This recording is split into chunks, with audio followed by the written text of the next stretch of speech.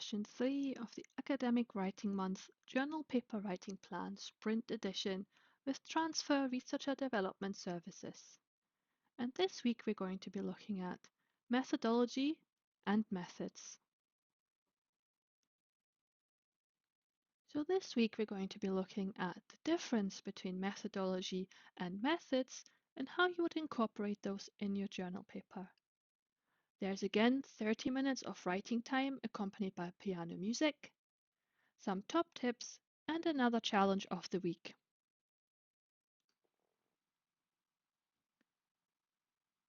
Again, we'll be using the article design canvas from Academic Toolkit to help us with our methodology and methods section.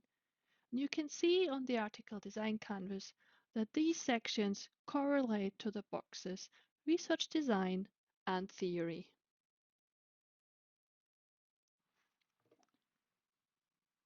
So when we look at these boxes in more detail, we can again see some questions or tips on what to fill these boxes with and how we can use that for our research paper.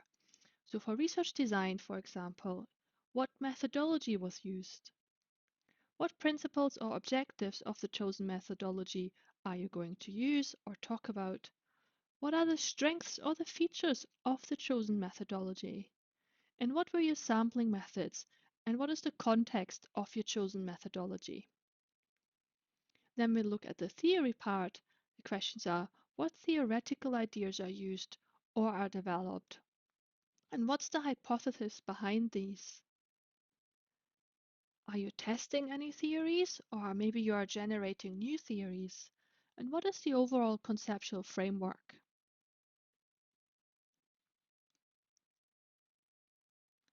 When we think about these questions a little bit differently, the key things you want to answer with your methodology and method section is, what did you do? Why did you do it? Then how did you do it? And how did you know this was the right thing to do? You're basically trying to justify your approach and you want to make it possible for others to use your approach or to have enough information about your approach to be able to compare it maybe to their own approach or to other people's approaches.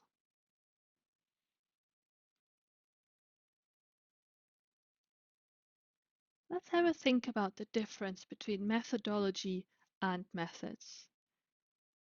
The methodology, in a way, can be seen as your framework or the bigger picture or the underlying theory, and it is normally summarized by principles and objectives. The methods, on the other side, are the detailed processes and procedures that you have undertaken to get to your data. They normally come with features and strengths and limits and weaknesses.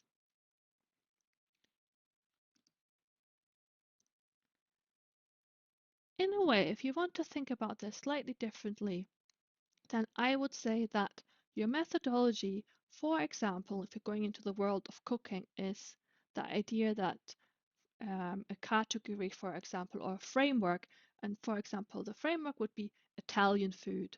So people have a rough idea what to expect, but that doesn't mean they can then go and kind of copy your recipe, for example, because they don't know what that is yet. However, they know roughly, maybe what ingredients to expect and what flavors to expect if you say you're going to make some Italian dish. And then the methods on the other side, that is the precise recipe. And you would have for your methods, you would treat it exactly the same way. You would write down every single step to make it possible for others to follow. But as you probably know, just because you have written every single step doesn't always mean that the recipe or the dish at the end turns out the same way.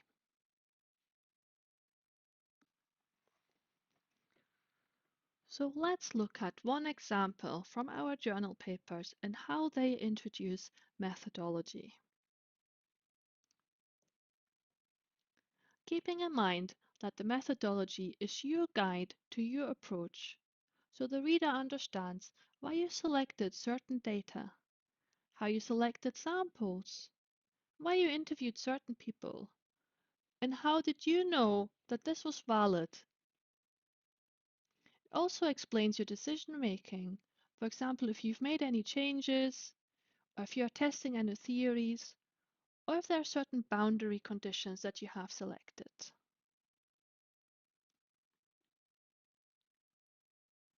So looking at our paper from the Qualitative Health Research Journal, researching healthcare as a meaningful practice toward a non-dualistic view on evidence for qualitative research, we can see this subheader, a philosophy of science view.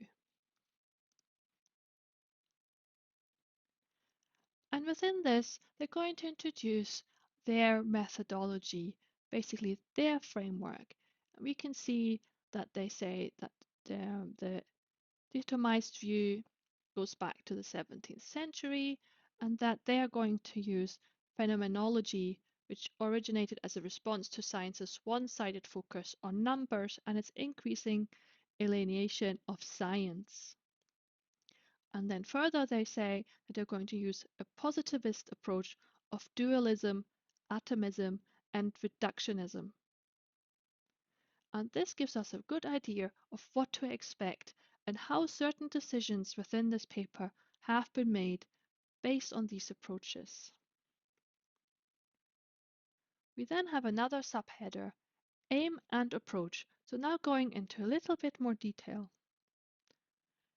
And here we can see that they're going to take up the challenge of phenomenological research and that they're trying to consider evidence from a positivistic angle. They also want to reconsider evidence from a phenomenological perspective and what happens within the evidence-based debate. So they're going to look at both qualitative studies and they want to also then see how that counts as evidence. And this is a quite nice introduction to their methodology. Next up are our examples looking at methods and how the journal papers we've been looking at introduce those.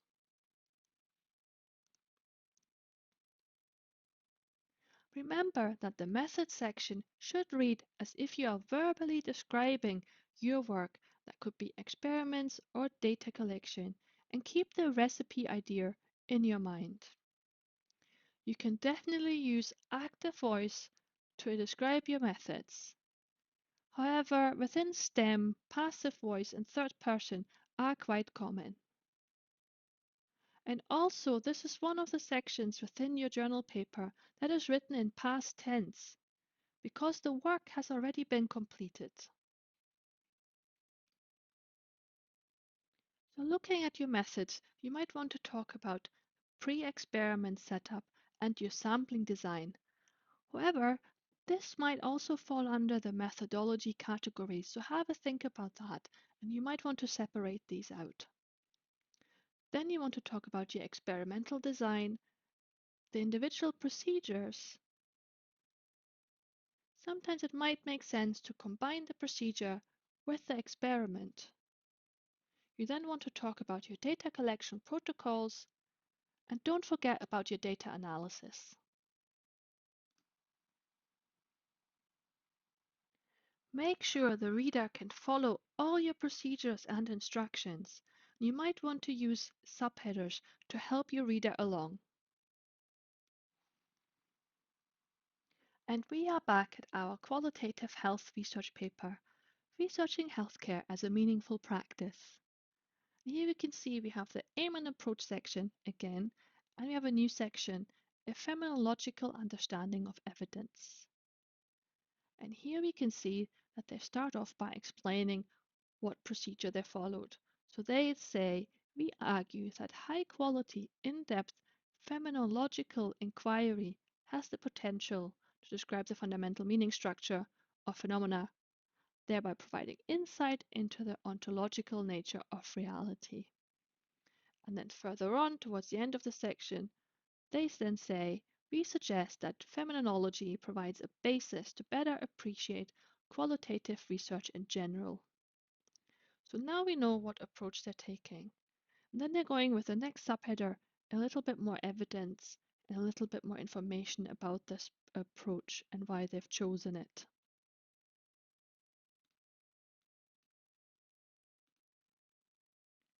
Looking at our paper from the Journal of Structural Geology, Potential Formation Mechanisms of Early Diagenetic Displacive Veins in the Permian-Boda Claystone Formation, we can see here that they have a header called Methods and another header called Sample Description.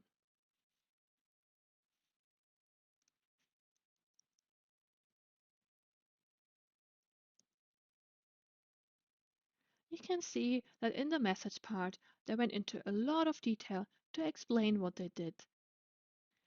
They're even giving you the type and model of microscope and camera used. That is important because if you were, for example, to compare images, it might depend on the camera that was used to take the photographs to compare colors, for example. But also means that some of the errors, for example, within certain instruments used might be different.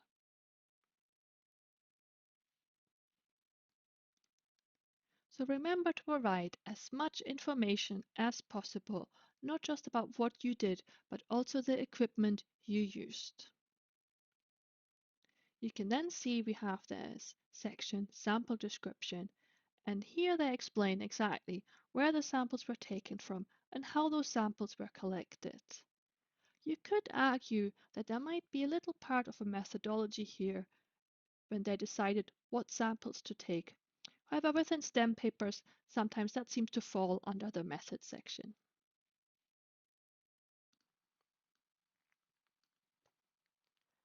And now looking at our last paper from the Journal of Hellenic Studies, Athena Parthenos in Liverpool, we can see here there's a small section that describes some of the methods used. However, again, as part of this paper, there aren't any headers or subheadings.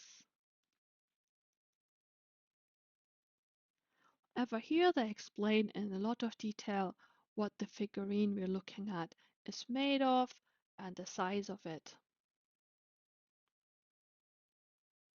They also tell us a little bit more about the material used to make it and how it is quite similar to another statue in a collection in Manchester.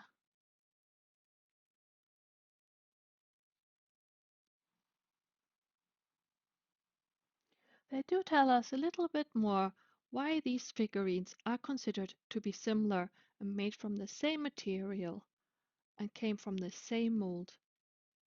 However, they don't explain in too much detail how that was done, if that was done from photographs or just inspecting the figurines that came out of that mold.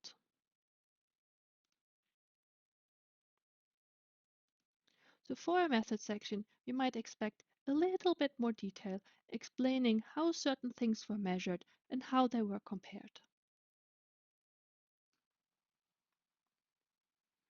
And with that, it is over to you for some focused writing time.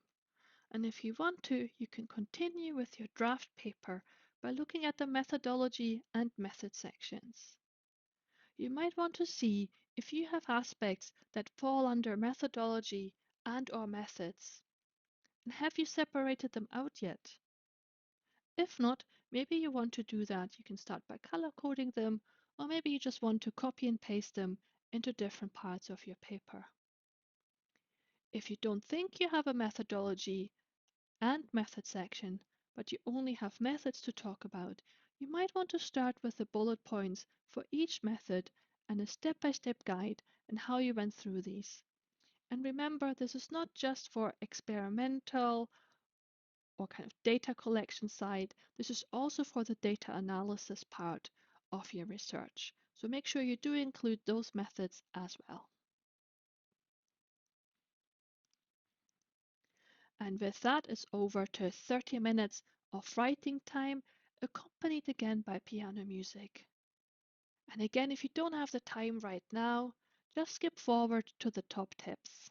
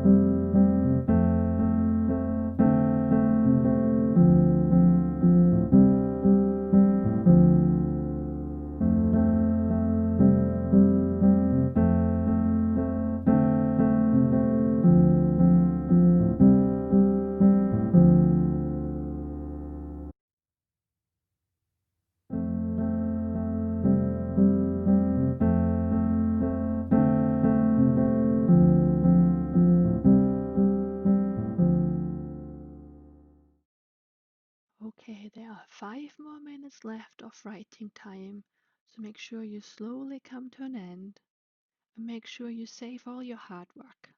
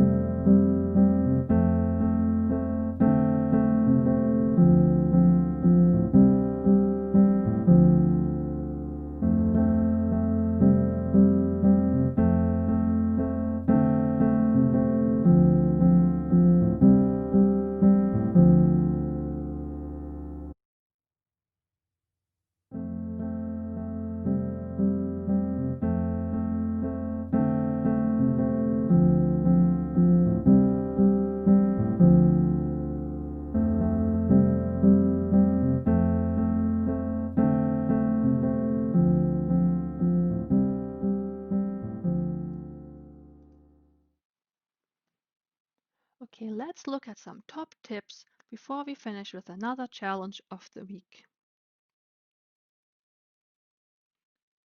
Remember to keep in mind that you might have parts in your paper that fall under methodology and parts that might fall under methods. Now think about if you do have these different aspects in your paper and make sure you separate them out. If you're not sure what counts as your methodology, you might want to think about it as your research philosophy or your approach to research. That might not necessarily be relevant for a journal paper, but it might be relevant for your wider approach to research, and maybe when it comes to a thesis writing or the type of researcher you would like to be. When it comes to the method section, keep the recipes in mind and make sure that any reader has the ability to kind of reproduce your work, considering they have access to the same data and the same equipment. And even if they don't, make sure you give them enough information so they can draw comparisons between your results and their results. This week's challenge, I would like you to try and write somewhere different. I know with the restrictions that might not be possible for you to go into a totally different place like a cafe, for example. However, you might be able to find a different place within your home, for example. Maybe you want to try and write from an armchair. Maybe you want to try writing standing up on the kitchen counter. You don't always have to write on your laptop or desktop as well. You might want to use pen and paper, for example, so you can try a different space. And while you're trying a different space, you might want also think about maybe writing about something different as well. So maybe you want to sit in an armchair and just scribble down some things that are in your head, or maybe you want to make an outline, or maybe you actually continue to work on your paper, but just in a slightly different setup. And the idea is that by just changing our location, and even if that is within the same home, for example, that then we might see things slightly differently. The light might be slightly different, or maybe we feel slightly different as well. And that can influence our writing. And who knows, maybe you find a new favorite spot to write from. I hope you enjoyed today's session of the Academic Writing Month Journal Paper Writing Plan Sprint Edition. And if you did, please come back on the 18th of November for the release of Session 4, Results and Discussion. For more writing time and to make sure you keep continuing your progress on your draft journal paper.